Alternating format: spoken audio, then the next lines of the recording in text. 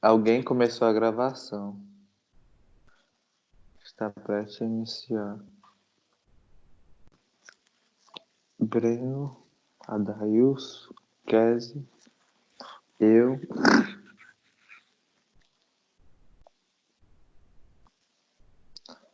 Eu não entendo porque no meu só aparece 4 carinhas. Os outros ficam escondidos.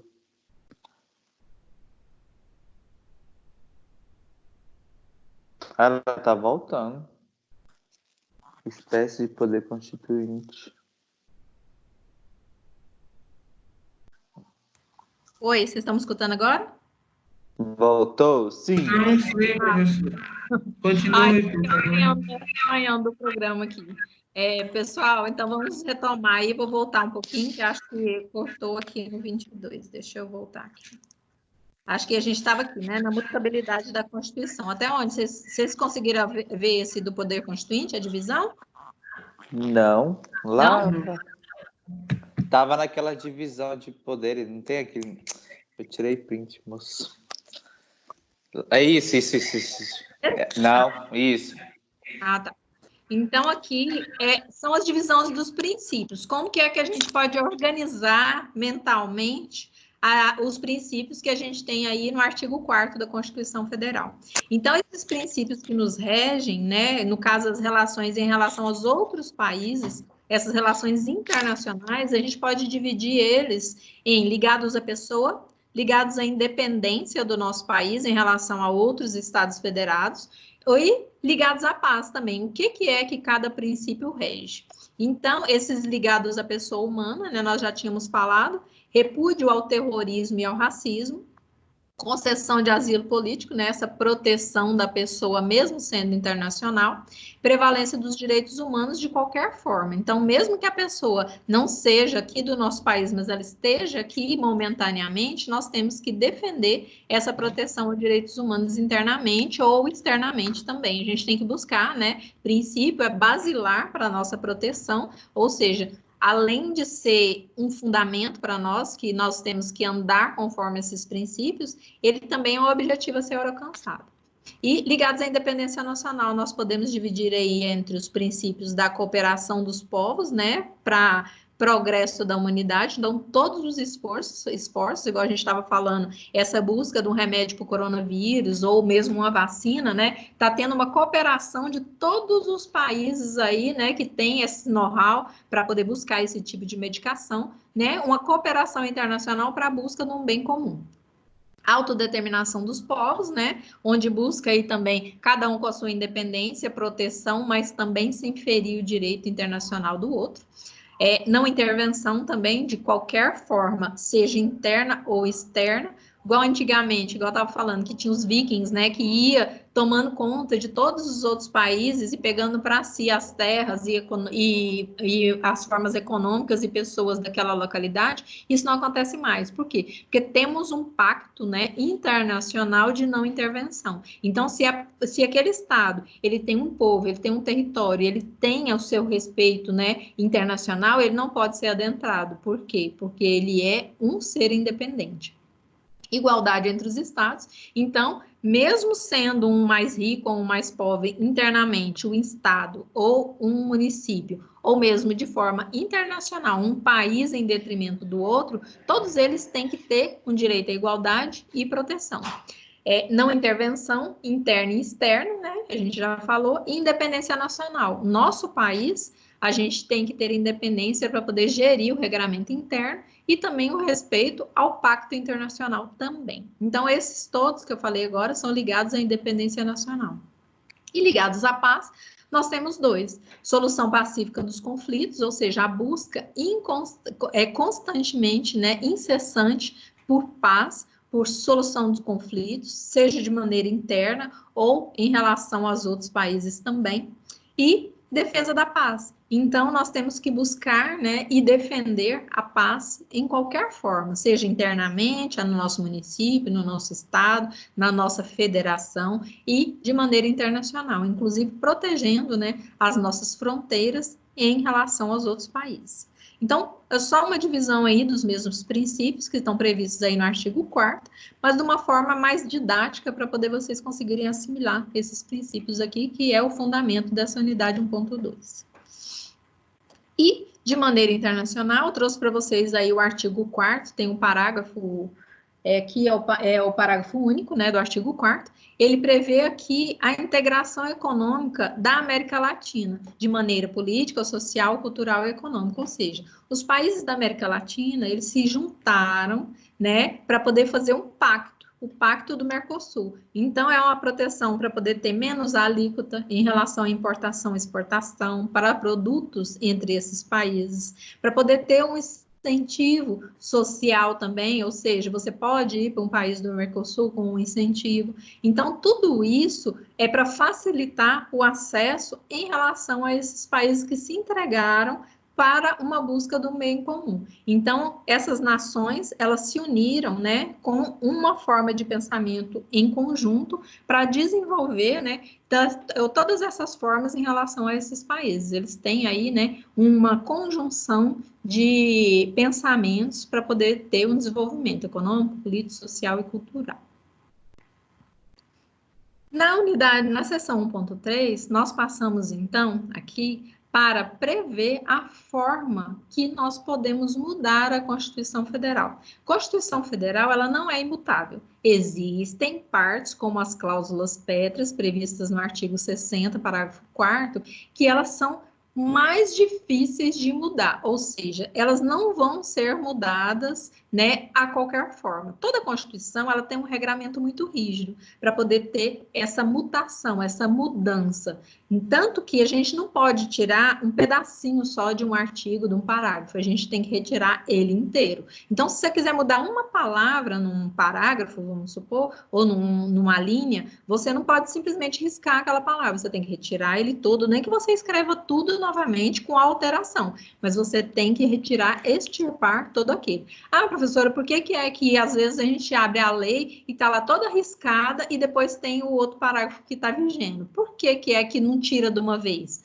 Porque existem regras de transição. Então, a pessoa que praticou aquele ato durante a vigência daquela lei que era anterior, pode ser que para ela vai aplicar aquela lei antiga. Então, durante um tempo que pode ser aplicado aquele regramento anterior, né, da regra de transição, tem que ainda prever lá. Se fosse para poder a gente deixar todas as alterações que já tiveram na Constituição ou nas outras leis, vocês iam ver que iam ter vários riscos ali. Mas por que é que só ficam os últimos? Por causa disso, tem que proteger aquelas pessoas que ainda praticaram atos durante aquela regra de transição. Por isso que ainda continua, durante um tempo, aquela lei que foi alterada.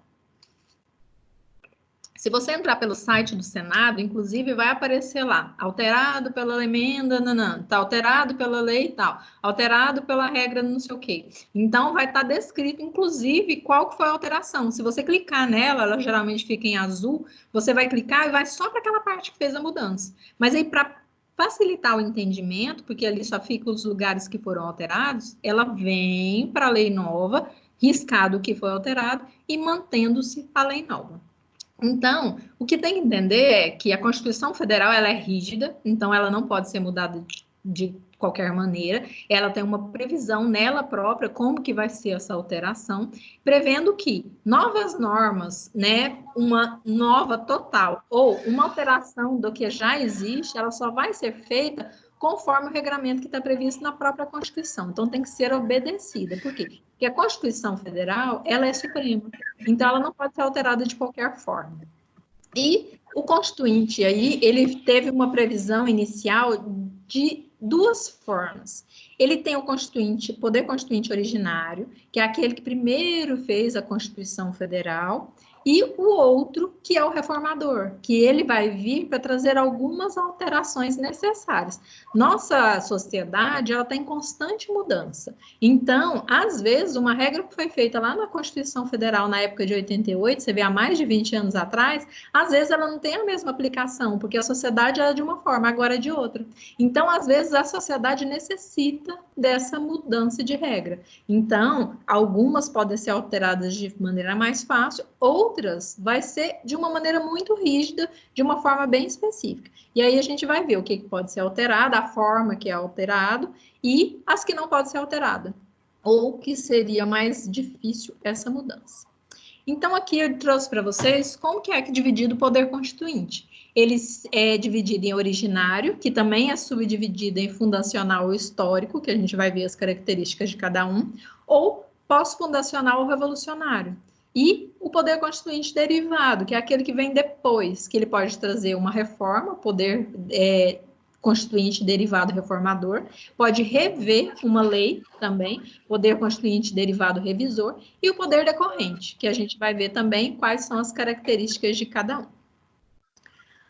No poder constituinte originário, eu trouxe para vocês duas concepções, por quê? Porque alguns doutrinadores, igual eu falei para vocês na aula, os doutrinadores, eles dão uma interpretação diferente, às vezes, para a mesma coisa. Então, em que pese as características do poder constituinte originário serem as mesmas, um doutrinador traz uma concepção com ênfase ao justnaturalismo, que é aquele que prevê a ordem jurídica e como que essa vai ser feito o direito. O outro já muda o nome, dizendo que é uma concepção positivista, esse poder constituinte originário. Ou seja, é um poder político que é imposto pela política e os fatos sociais e que vão trazer essas novas regras. Ou seja, independente da concepção que você siga na doutrina que você está estudando, as características vão ser as mesmas. Então, quais são as características do poder constituinte originário, né, ou de primeiro grau, que é aquele que fez primeiro a Constituição Federal? Ele é um poder político, porque ele foi escolhido para isso, né? São pessoas, né, de um alto gabarito jurídico que vai verificar aí essa mudança dessa lei.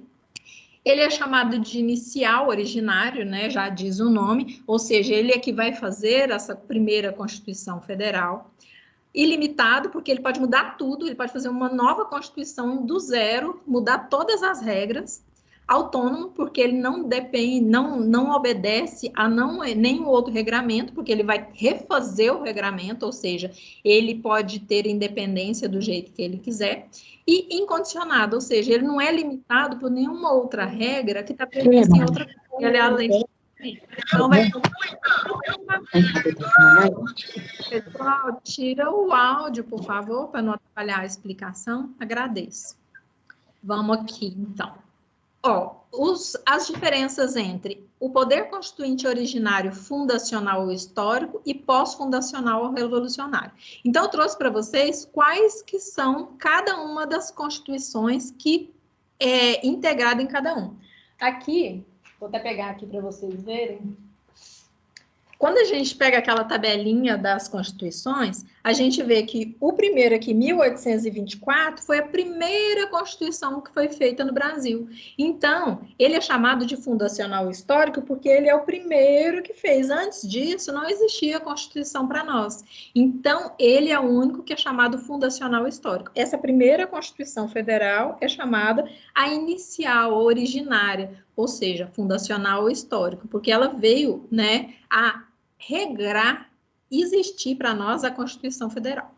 Depois, tudo que veio depois, inclusive a de 88, ela vem fazendo alterações. Mesmo que às vezes tenha mudado todas as regras, ela é chamada de pós-fundacional, ou seja, ela não é mais a primeira. Ela é chamada de pós-fundacional ou revolucionária, porque são todas as outras constituições que vieram depois da primeira. Então, em que pese ter essa divisão, o primeiro e os demais, esse poder constituinte originário, ele tem as mesmas características. E as características dele são quais? Ele é inicial, né, porque ele inaugura uma nova ordem jurídica, ele faz uma nova Constituição, tanto que ela passa, né, de uma para outra, pode ver que a de 88, ela revolucionou todas as previsões constitucionais que tinham antigamente. Ele é ilimitado porque ele não prevê uma subordinação a nenhuma outra lei. Então, não tem um limite, não tem uma outra lei infraconstitucional, vamos supor, ele tem que obedecer o CPC. Não pode, porque a Constituição Federal, ela é superior. Quando a gente viu a pirâmide de Kelsen, a gente vê que a Constituição Federal está em cima. Então, não tem nenhum outro tratado ou uma lei, qualquer outra lei ordinária ou lei complementar que seja superior a ela. Então, ela é ilimitada, ela pode fazer o que ela quiser, ela pode prever o que ela quiser. Autônomo, porque ele determina termos que a nova Constituição vai ter de estrutura. Então, ela que vai definir. Então, não está subordinado a nada, nenhuma outra regra. Incondicionado, porque qualquer processo predeterminado para sua liberação não existe, tem que, eles que vão decidir, né, os representantes, né, do poder constituinte originário vão se juntar e vão decidir as regras que vão ter essa nova Constituição Federal. Pode mudar tudo, se eles quiserem. E permanente. Não se esgota no momento do exercício. Por quê? Porque quem define, quem é que escolheu quem vai estar lá, os representantes, né, no caso, em cada casa legislativa, fomos nós, o povo, a sociedade. Então, ele pode determinar a criação de uma nova ordem jurídica, se ele quiser. Se ele quiser mudar tudo, né, que a gente está previsto, não vai ser mais presidencialismo, se ele quiser fazer a mudança total da Constituição Federal, ele pode. Então, isso tudo só está caracterizado dentro do poder constituinte originário ou de primeiro grau. Então, nas demais, né, já é diferente as características. Esse é ilimitado, geral, pode mudar tudo, não deve subordinação a ninguém. Agora, o próximo, que é o derivado, aí sim, aí ele tem umas características totalmente diferentes. Ele é responsável por alterar a Constituição ou elaborar uma Constituição estadual. Por quê? A Constituição estadual, ela é quase que uma cópia da Constituição Federal, mas as regras são definidas e direcionadas somente para aquele estado específico. Então, em que pese, né, no caso, ele ter uma limitação, mas ele vai ter um regramento especificamente para aquele caso. Ele vai alterar alguma previsão legal ou ele vai trazer uma nova, mas em relação a um estado específico. No caso, as normas que foram feitas lá para aquele constituinte originário, ela também vai estar prevista. Então, ela que vai reger essas outras alterações. Não vai poder ser mudado no poder constituinte derivado de qualquer forma. Então, ele é dividido em revisor, reformador e decorrente, porque cada um tem uma característica específica. E as características deles gerais para os três tipos são poder de direito, ou seja, vai trazer direito, né, para a sociedade. Ele é secundário, demonstrado porque ele foi feito a previsão pelo constituinte originário e para poder fazer essa alteração. Ele é limitado às regras previstas anteriormente pelo poder constituinte originário, ele vai só fazer uma alteração conforme as regras previstas. E ele é condicionado juridicamente, tem leis que regem essa mudança. Então, a gente vai ver cada um deles aqui. Vou beber uma água, a boca vai secando.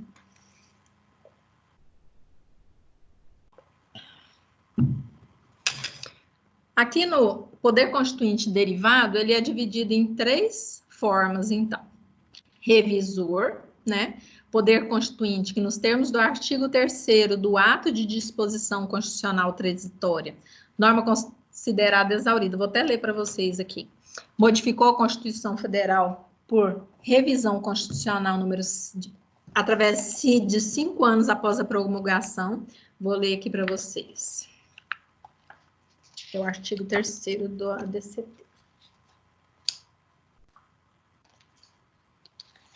Só um minuto. A revisão constitucional, artigo 3º do ADCT. A revisão constitucional será realizada após 5 anos, contados da promulgação da Constituição, pelo voto da maioria absoluta dos membros do Congresso Nacional em sessão unicameral. O que é a sessão unicameral? É quando você junta o Congresso Nacional, ele é dividido em dois, Senado Federal e Câmara dos Deputados. Então, vai se juntar todas as pessoas que estão inerentes a esses dois. Então, vai ser uma geral, vai juntar todos os deputados e todos os senadores em uma sessão só. Isso é chamado de sessão unicameral. É chamado de Congresso Nacional quando junta as duas casas. Então, após 5 anos que foi promulgada essa Constituição Federal, o que acontece? Vai se analisar se existe alguma lei que tem que ser atualizada, alterada. Então, vai juntar todo mundo e ver o que é que precisa se modificar. No caso desse revisor, na Constituição Federal, depois de 5 anos que ela foi promulgada, a Constituição Federal de 88, teve essa essa junção, né, do Congresso Nacional para fazer essa verificação. Claro que isso é proposto anteriormente, lá é só votado, né? Então, assim, mas vocês têm que saber que ele existe. Após 5 anos da Constituição Federal de 88, o ADCT previu no artigo 3º que teve essa revisão para poder atualizar e verificar se existia alguma regra que não poderia mais estar incerta dentro da Constituição Federal de 88. Por que fala que é uma norma considerada exaurida? Porque ela já aconteceu. Então, 5 anos depois de 88, teve essa junção das duas casas, né, bicameral, do Congresso Nacional para fazer essa revisão da Constituição. Isso já aconteceu e já acabou, mas ela existe. E a segunda forma do poder constituinte derivado é o reformador. Então, pode reformar a Constituição por meio do quê? Da proposta de emenda constitucional, ou seja, a PEC, que todo mundo fala, né, aí tão famosa, é proposta de emenda constitucional. Ela está prevista lá no artigo 60. Vou ler para vocês aqui também o artigo 60 da Constituição Federal, para vocês verem como que isso é feito. Artigo 60. A Constituição poderá ser emendada mediante proposta. Vamos lá. De 1/3, no mínimo, dos membros da Câmara dos Deputados do Senado Federal, ou seja, 1/3 de todos os membros. Você tem que pegar todos quanto que é de cada casa, dividir por 3, e tem que ter uma proposta de, no mínimo, 1/3 deles para poder passar essa PEC. Ou do presidente da República, o presidente da República também pode propor essa PEC, né, proposta de emenda à Constituição, ou também, qual que seria a terceira opção? De mais da metade da Assembleia Legislativa das unidades da Federação, manifestando-se cada uma delas pela maioria relativa dos seus membros. Maioria relativa são a maioria dos presentes, então não é maioria absoluta. Absoluta são de todos, você pega todos e pega a maioria. Desse, quando é relativa, é a maioria dos que estão na sessão naquele dia. Então, ela vai poder ser emendada à Constituição somente quando tiver a proposta de um desses. No caso, ela vai ser elaborada a qualquer tempo, né? Não tem uma previsão de data igual o do revisor, que era 5 anos, e deve ser aprovada nas duas casas. Então, tem uma proposta. Como que funciona a PEC? Vai ter uma medida provisória pedida pelo presidente da República, ou uma proposta de emenda à Constituição, feita, né, por qualquer uma das casas, por 1/3 dos seus membros, e aí vai ser, ou dessas assembleias, vai ser pedido essa alteração. Vai primeiro para uma das casas, né, geralmente se foi feita a solicitação pela Senado, vai para a Câmara dos Deputados, lá vai ser feita a votação. Se nessa votação, dentro da outra casa, teve alguma mudança, tem que voltar para a casa originária primeiro, antes de ir para o presidente, para poder verificar essa alteração. Vamos supor agora como que está acontecendo. Teve esse voucher do coronavírus aí de R$600. Foi feito na semana passada, pelas Câmara dos Deputados, a solicitação desse pedido para aprovar esses R$600 ou 1.200, quando for, né, a mãe aí, família monoparental, que é a mãe com seus filhos, né? No caso aí, foi solicitado pela Câmara dos Deputados e depois agora, ontem, foi votado pelo Senado e passou ok. Só que teve alguma alteração. Aí volta para outra casa para depois ir para o presidente da República. Então, todas as solicitações de mudança da Constituição Federal são solicitadas dessa forma. Pede, ela é elaborada por uma das casas, né, Câmara dos Deputados ou Senado, em 2 turnos por 3/5 dos seus membros, ou seja, é uma solicitação difícil, porque tem um quórum alto. Essa foi a primeira vez que teve essa votação toda online, então eles fizeram todas essas votações, cada um na sua localidade, cada um na sua casa lá, através do computador, e foi feita a votação. No Senado ontem, foi... somente um dos senadores é que estava recuperando de coronavírus que não votou, mas os demais todos votaram a favor. Ou seja, mesmo com essa forma online de votação, todos participaram. Você vê que foi uma força-tarefa para essa PEC ser aprovada. Então, quais são as características do poder constituinte derivado reformador? Ele é subordinado, né, no caso, ou secundário, como queiram chamar, porque ele obedece às regras da Constituição Federal, como que é previsto. Então, o Constituinte originário previu que era essa forma que era para poder ser feito. Então, dessa forma, tem que ser feito para poder ter essa mudança. Limitado, porque tem o limite já previsto pelo Poder Constituinte originário também, e condicionado, ou seja, tem que observar todas essas regras que já existiam anteriormente. Então, a Constituição Federal, quando ela foi feita lá em 88, e todas as mudanças que ela está incerta nela, tem que ser obedecidas. Por quê? Para mudar, tem que obedecer essas regras que já vêm anteriormente previstas. E o último divisão aí do poder constituinte derivado é o decorrente. Decorrente, ele é chamado de... Ele é um poder dos Estados-membros, né, para elaborar as respectivas constituições estaduais do DF. Lembrando que o DF, ele não tem uma constituição estadual, ele tem uma lei orgânica. É o híbrido, que eu já falei para vocês, que ele faz tanto como o estado como o município, e o regramento dele não é chamado de constituição estadual. Ele é chamado de lei orgânica. E isso sempre cai na OAB. Então, assim, é uma característica específica do Distrito Federal, tá? No caso, então, esse decorrente, ele vai ser somente para poder mudar ou fazer uma nova Constituição Federal do Estado. Então, somente o Estado pode ser alterado o regimento interno dele através desse poder constituinte derivado decorrente. Ela é equiparada, então, à Constituição Estadual pelo STF, né? No caso, a Lei Orgânica do DF, igual eu já tinha falado. E os municípios não possuem um poder constituinte derivado decorrente, porque o município ele tem regramento próprio, mas não precisa passar por esse crivo do poder constituinte derivado. Ele tem um regramento próprio específico. Quem que é o titular do poder constituinte, né? No caso, quem que é que tem essa legitimidade, né? No caso, a titularidade aí do poder constituinte derivado é do povo. O povo escolhe o representante, então vai ter os senadores e vai ter os deputados que vão fazer as votações das leis que vão nos reger. Mas quem deu essa autoridade para eles foi o próprio povo. Então, nós escolhemos, né? Nós escolhemos os nossos representantes e eles vão aí definir quais que são as regras, através, né, dessas votações, dentro desse quórum específico, para poder fazer essa alteração.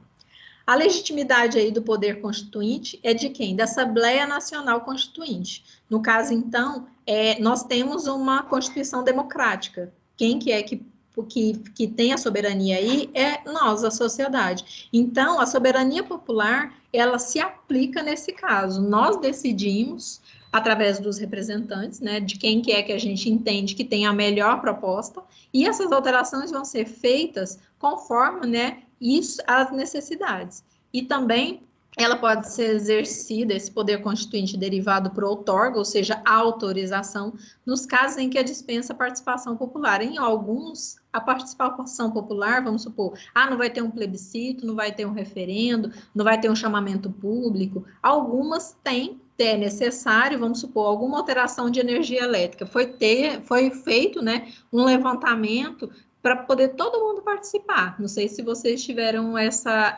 acesso a essa informação, mas todas essas mudanças foram chamadas, né, a população a falar sobre o assunto. Então, tem algumas que não têm necessidade, mas algumas, quando é necessário, é chamado também. Então, o que vocês têm que entender no poder constituinte derivado é que todas essas alterações que vão ser feitas na Constituição Federal, ela tem um regramento específico, igual a gente viu antes aqui, ó.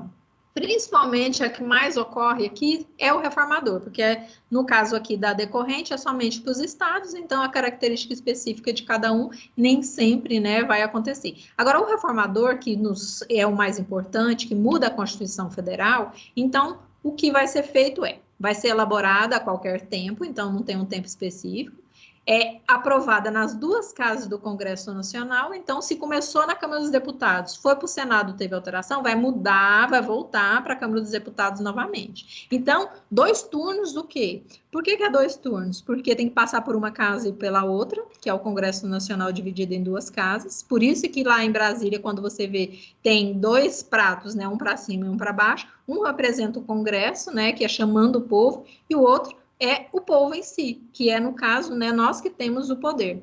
E vai ser decidida em 2 turnos, né, cada uma das casas, por 3/5 dos seus membros. Então, você divide aí cada uma das casas por 5, 3/5 é muita coisa, é mais do que a metade da maioria absoluta, né? Então, aí, no caso, você vê a mudança na Constituição Federal, ela é muito difícil de acontecer, mas em casos específicos vai acontecer, né, quando for necessário à sociedade. Então, quem que é que clama por essa alteração? Somos nós próprios, né, através da necessidade social.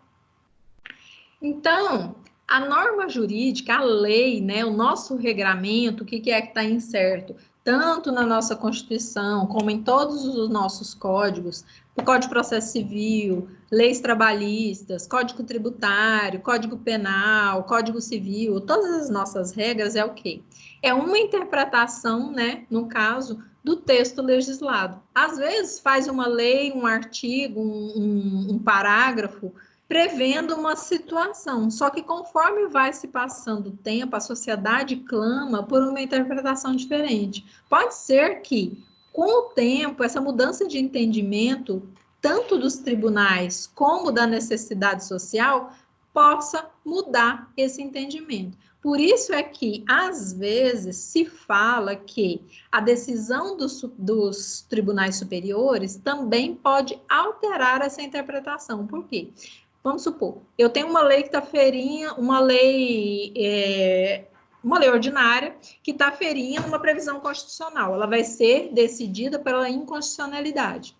Quando ela é decidida pela inconstitucionalidade, ela vai alterar o que está previsto antes. Então, algumas mudanças, regras, né, da lei, não vai ser feito só por mudança constitucional. Às vezes, a própria decisão dos tribunais superiores vai vir e vai extirpar essa previsão legal. Então, tem essas outras formas de revisão de lei também. No caso aí desse poder constituinte derivado reformador, ele também pode ser classificado de mais outras formas.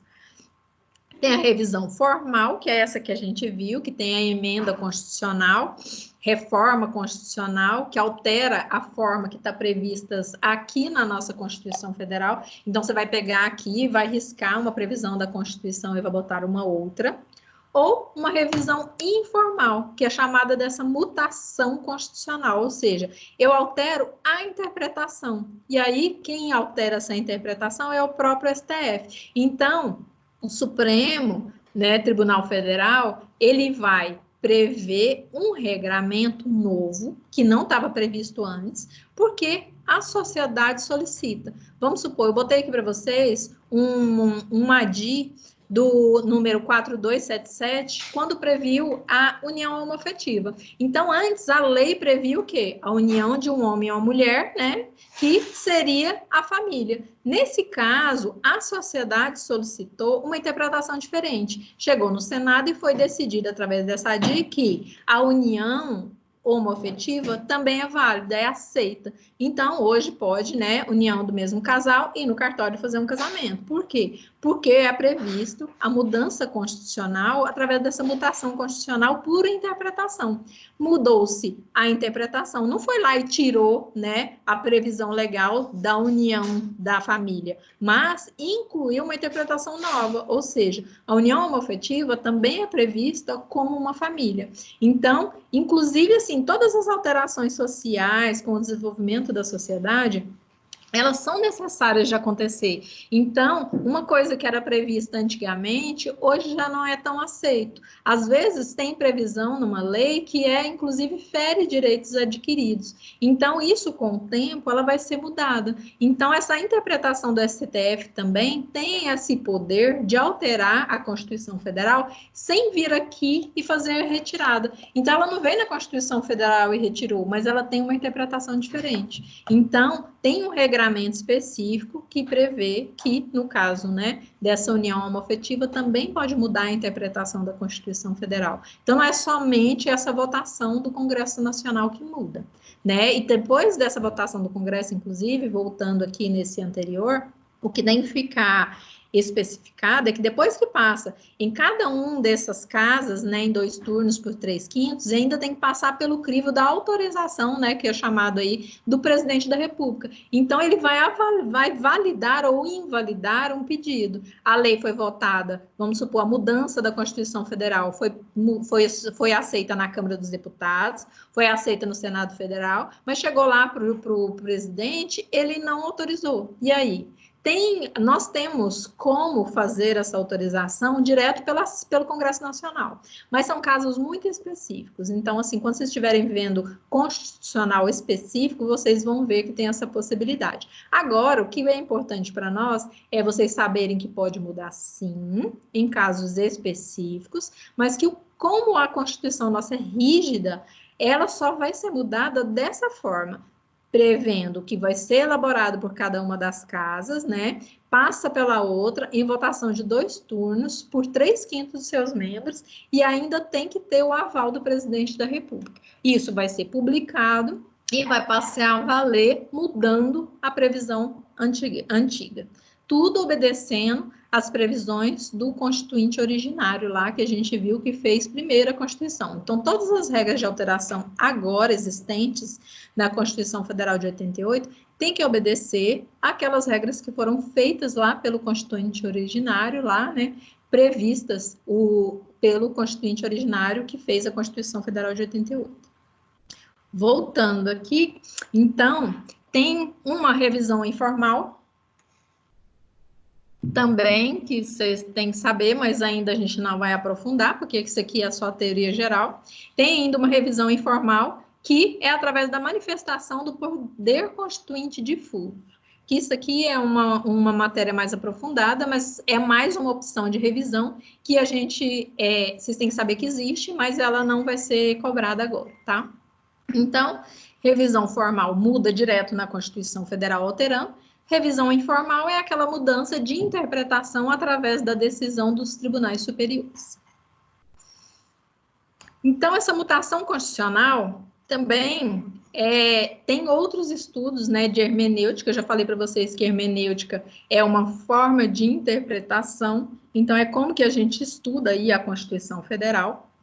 No caso, vai mudar o entendimento não da lei em si, a lei vai continuar a mesma, só que a interpretação, o olhar sobre aquela previsão legal vai ser diferente. Então, é chamada de derrotabilidade. No caso aí, trouxe até a palavra para vocês em inglês. No caso, é a impossibilidade do legislador saber todas as normas que vão ser necessárias para regrar a sociedade. Então, uma coisa, vamos supor, Lei Maria da Penha, que é um exemplo clássico.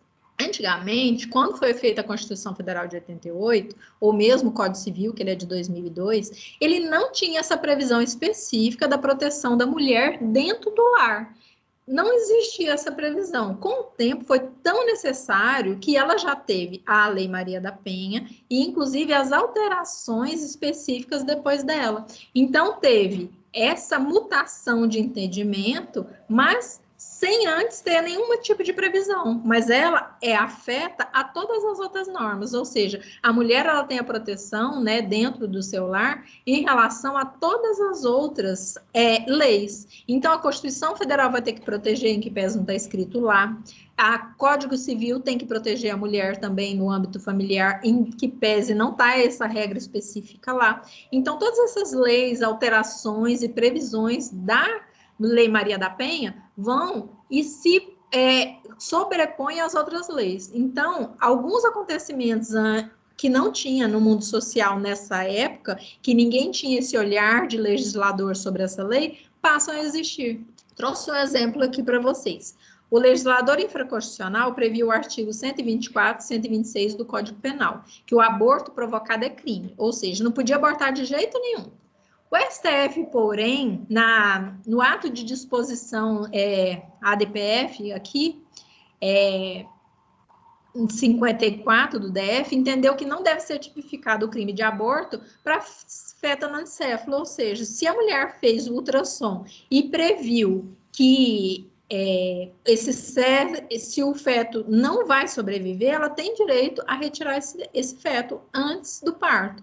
Ou seja, não seria tipificado esse aborto. É uma autorização dada pelos tribunais superiores para casos específicos. Ou seja, no caso do anencéfalo, foi feita toda uma análise em relação, análise médica, né? Mesmo com profissionais da área, teve uma discussão enorme em relação a isso para ver se tinha sobrevida ou não para esse tipo de feto. Como foi provado que não tinha uma sobrevida, para não ter tanto desgaste psicológico para a mulher, ela tem o direito a tirar a criança. Então, não é mais, nesse caso, tratado como a previsão do Código Penal. Ela é uma benesse que a lei deu para poder não tipificar nesses casos específicos. Ou seja, a lei continua falando que o Código Penal prevê que o aborto é crime. Mas nesse caso específico aí, o crime de aborto de anencéfalo não vai ser tipificado e não vai ser apenado. Pessoal, vocês estão entendendo? Tá tão caladinho todo mundo? Vamos lá. Sim, estou entendendo. Tá. No caso, então, tem mais algumas coisas que a gente tem ainda que considerar em relação à estrutura da Constituição Federal.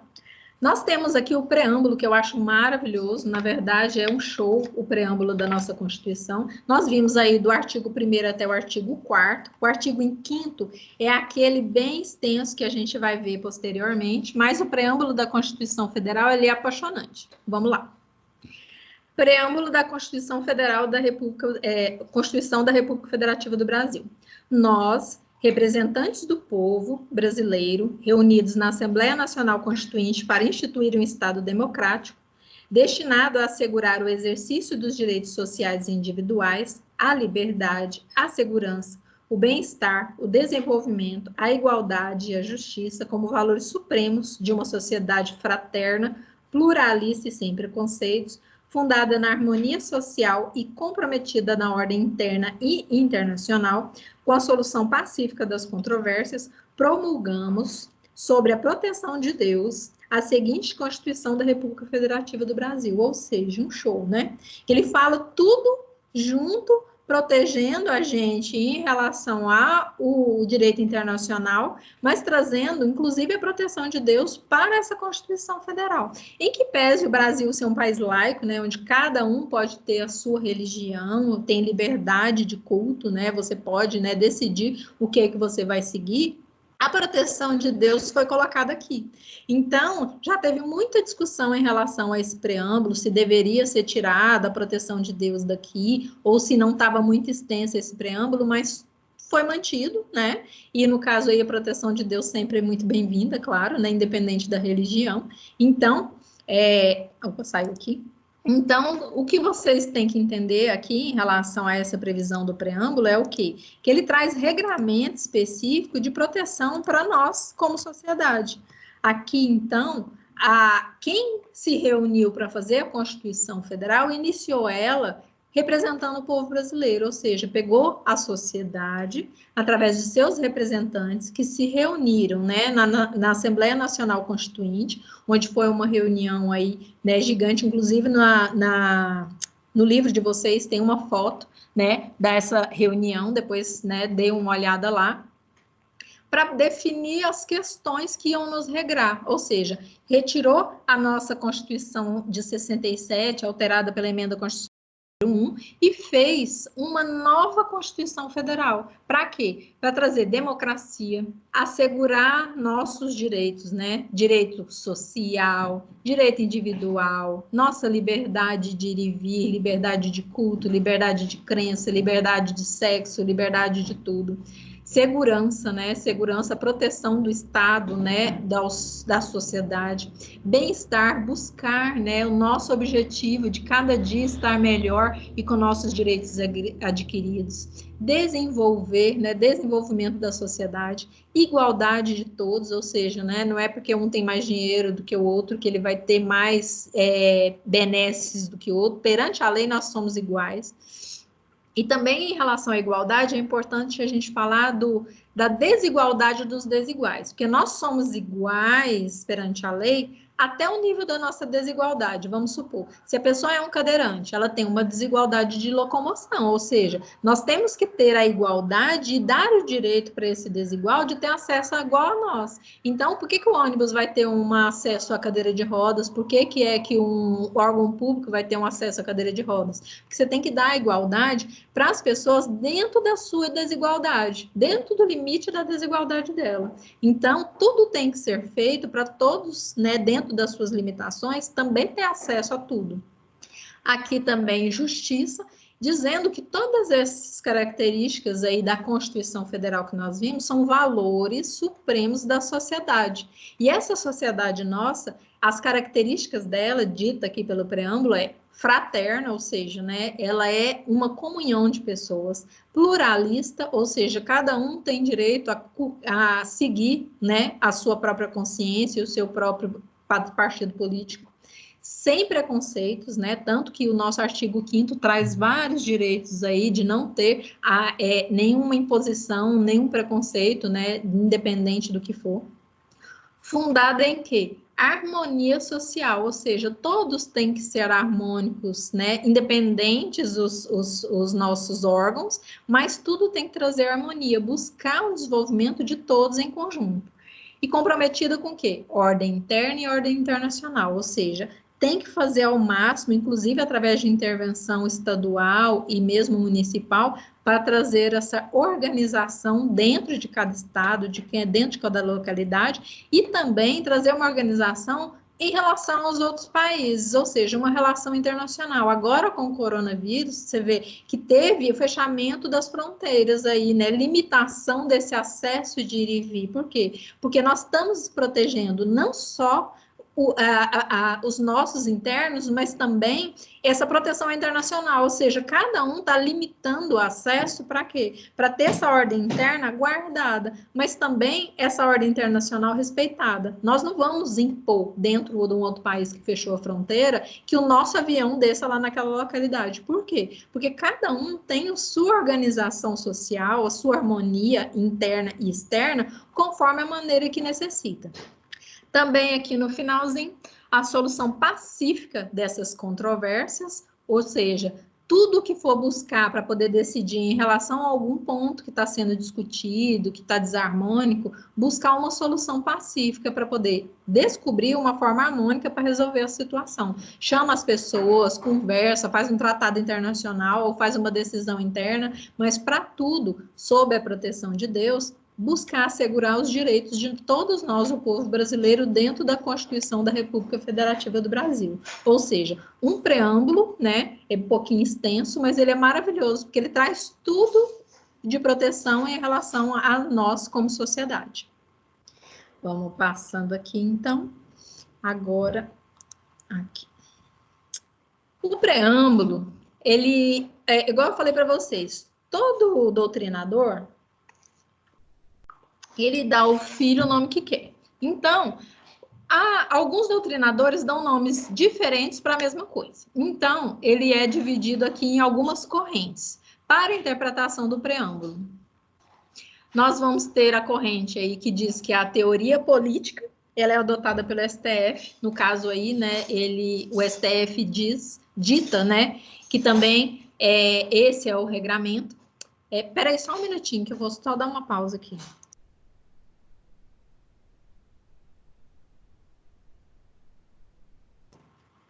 Oi, voltando.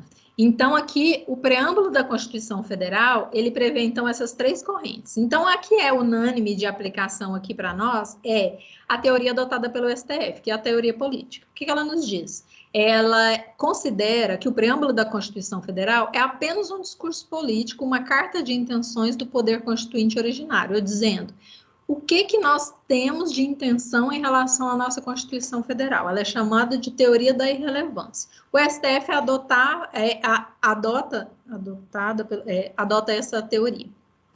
Outro doutrinador diz que a teoria jurídica comum, chamada de tese da plena eficácia do preâmbulo, ou seja, trata essa teoria, né, como minoritária, que não teria aplicação, que é somente um ditame para iniciar, como se fosse um cabeçalho, né, da lei, em que não teria aplicação. Considera como que ele foi criado pelo poder constituinte originário com uma eficácia de norma prescritiva, como qualquer norma constitucional, ou seja, está prevendo uma aplicação, né, minoritária, mas que é também um regramento. Seria uma coisa a ser buscada. E a teoria especificada, também chamada de teoria da relevância jurídica indireta, é a teoria majoritária agora aplicada, né, nos últimos tempos. Ela prevê o quê?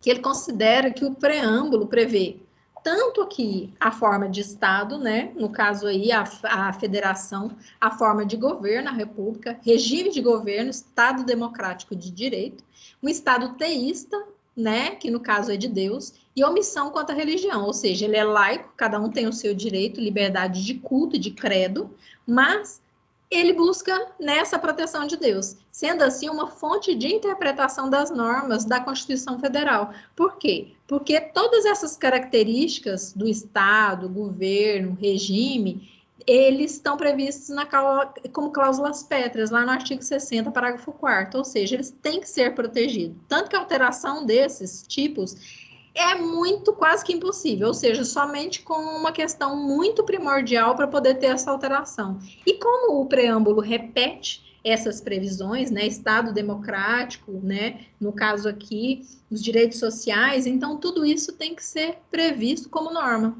Então, a norma, a teoria aplicada, né, conforme a previsão legal, no caso a doutrina aplicada, a tese majoritária prevista, essa é a teoria especificada. No caso aqui, então, nós passamos seguindo para a análise dos atos de disposições constitucionais transitórias, que é a regra de transição. Lembra que eu falei para vocês que no artigo, a Constituição Federal, ela tem 250 artigos. Então, assim, né, dá para ler várias vezes aí para estudar para as provas. E, no caso da OAB, né, ela despenca todas as regras previstas na Constituição Federal. E depois desses 250 artigos da Constituição Federal, inicia aqui, ato das disposições constitucionais transitórias. Ele está incerto, junto com a Constituição Federal, em todo lugar.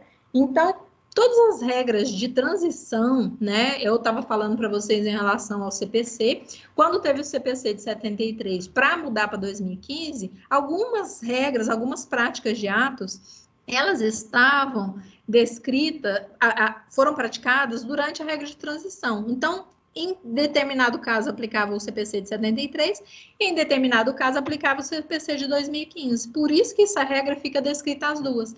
E esse ato de disposição constitucional transitória prevê isso, ou seja, regras de transição.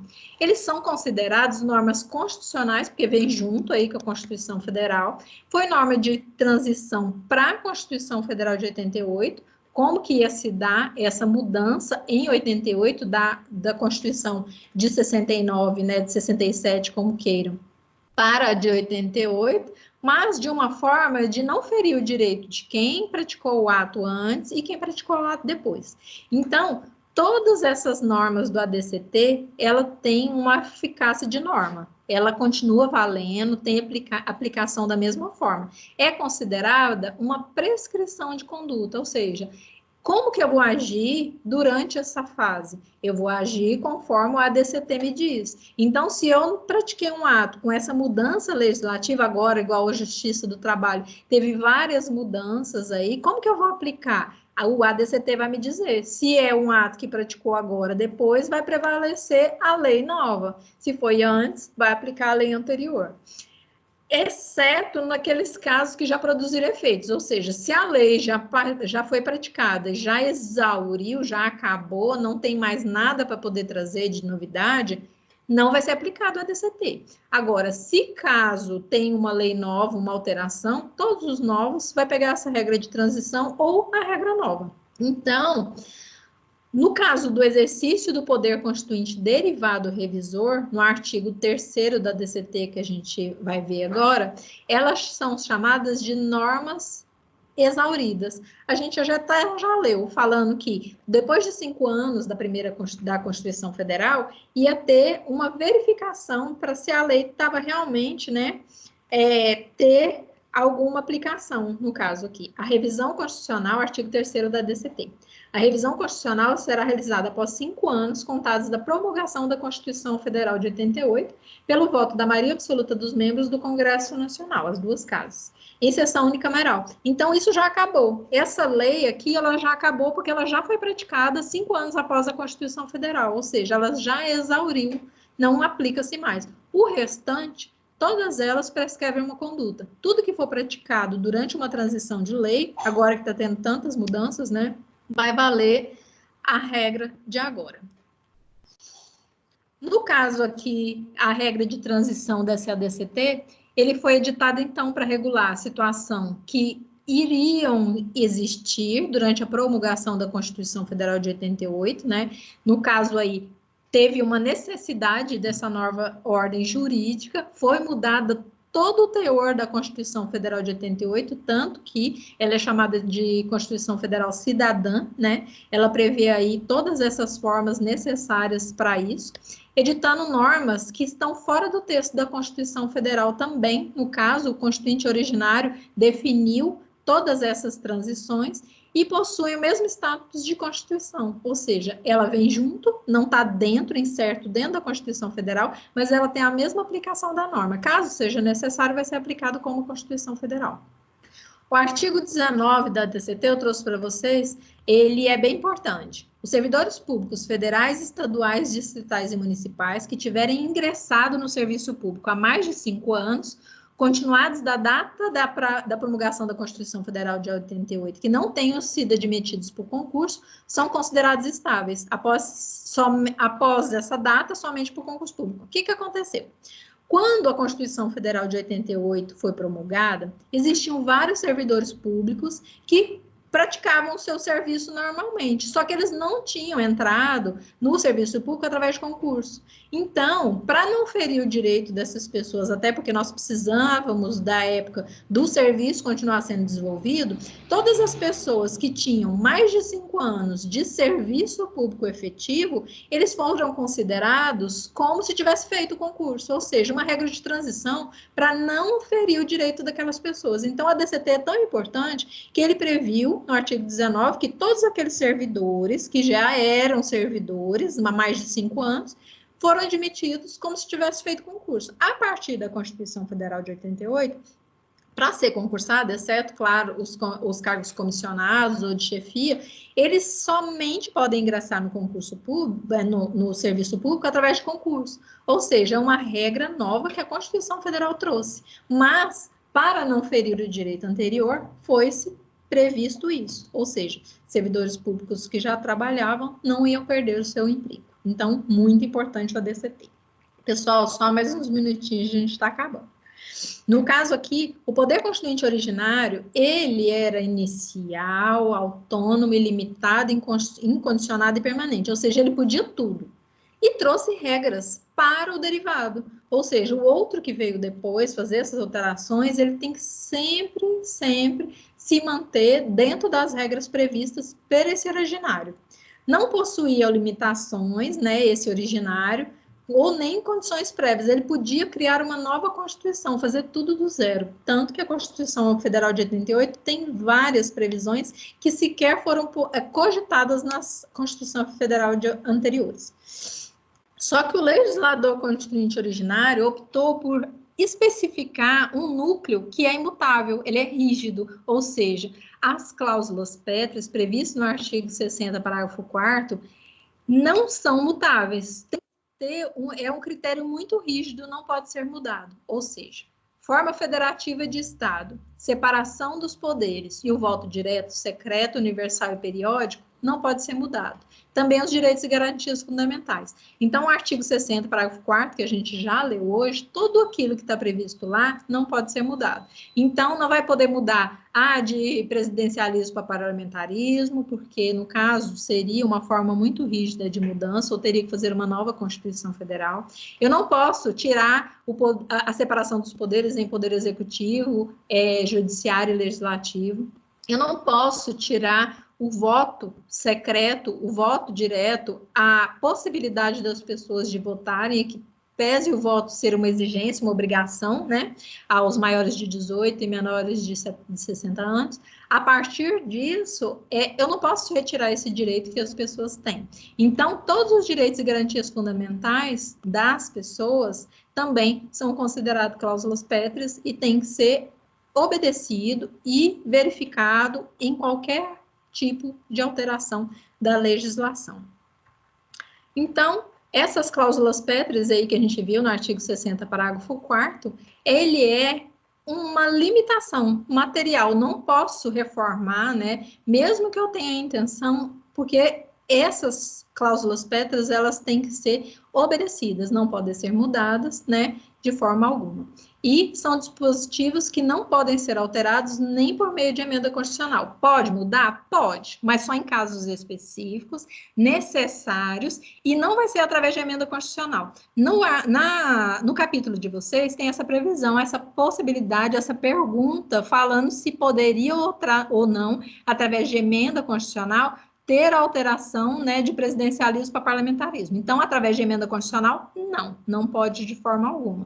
Mas, de outra forma, em caso de necessidade, fazer uma nova Constituição Federal, sim, poderia ser previsto. Nesse caso, de alterar, através de emenda, não poderia, tá? Pessoal, conversa comigo aqui um pouquinho, para poder a gente verificar como que é que vocês estão. Vamos finalizar aqui a aula. Oi, abre o microfone de vocês para poder a gente conversar um pouquinho. Pronto. Oi. Alô. Oi. Pessoal, vocês conseguiram entender? O áudio estava bom? Conseguiram me ver? Tá tudo certo? Agora tá péssimo. Porque quando abre o áudio de vocês, aí fica muito barulho. Mas vocês conseguiram entender o conteúdo? A gente está seguindo aí o nosso livro, tá? A gente vai continuar, né, tendo o mesmo conteúdo que a gente teria em sala de aula. Claro que estamos todos nós nos adaptando, né? Eu ao sistema novo, porque também não estou acostumada a dar essa aula dessa forma, mas estamos todos aí para andar juntos.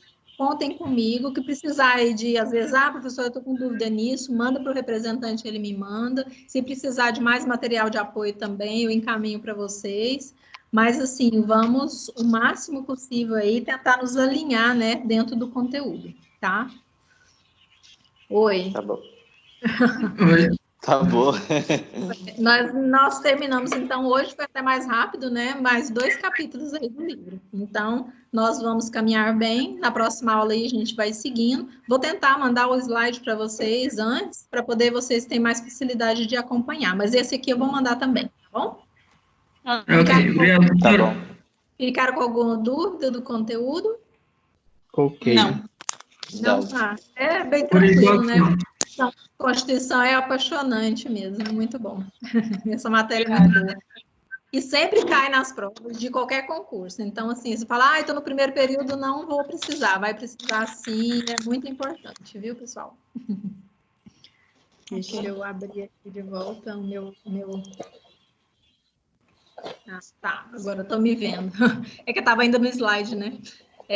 Estou apanhando ainda do sistema, mas com o tempo... E esse material vai ficar gravado também, que pese a internet ter caído aqui, ele vai ficar dividido em 2 tempos, mas vai estar aí para vocês, se quiser revisar ou passar para alguém, também vai estar disponível lá no link, né? Da mesma forma, é só acessar aí o Teams e vocês vão ter acesso ao conteúdo, tá bom?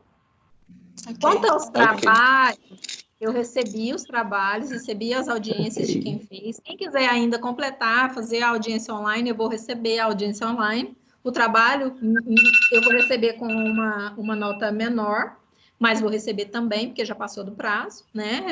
Acho que a data nossa era a aula da semana passada. 24. 24. 24. Mas eu recebo ainda com a nota menor, sei que às vezes, né, tem algum problema, alguma coisa, e a gente verifica caso a caso.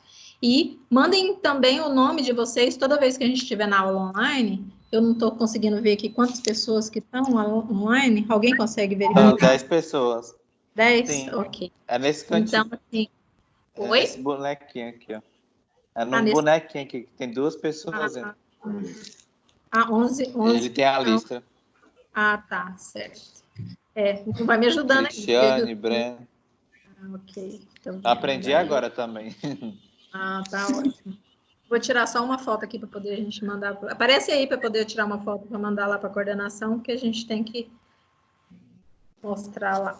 Aparece aí, gente. Mostra a fotinha ao vivo de vocês. Ok, Breno, Alisson, Kézia, saiu? Kézia tá aí? Adailson. Tá pior do que eu. Não, mas tranquilo, gente. Obrigada, viu, pela participação de vocês. E qualquer dúvida, né, ou manda antes, ou manda pelo representante, ou aqui na hora também da aula, podem, no caso, pedir para mim voltar, caso tenha alguma dúvida, mas esse conteúdo é bem tranquilo e a gente vai seguindo aí, né, o nosso livro, tá bom? Muito obrigada a vocês, Tá a gente finaliza aqui. Um abraço e se cuidem, né? Fiquem aí, né, no isolamento social, cuidando um de cada um aí, lavando bem as mãos, desinfetando tudo, para poder a gente passar rápido por isso e voltar para as nossas aulas presenciais. Amém. Viu? Amém. Faça uns exercícios aí, faz uns, né, umas yoga. Eu tô até fazendo yoga no videogame para poder, né, a gente movimentar aí e fazer, né, a melhor forma para poder voltar em forma para, né, nossa vida diária, tá bom? Se cuidem. Tá Beijo bom. para todos. Igualmente. Beijo. Obrigada. Tchau. Obrigada, tchau. Vou parar a gravação. Tchau, com Deus. Obrigada.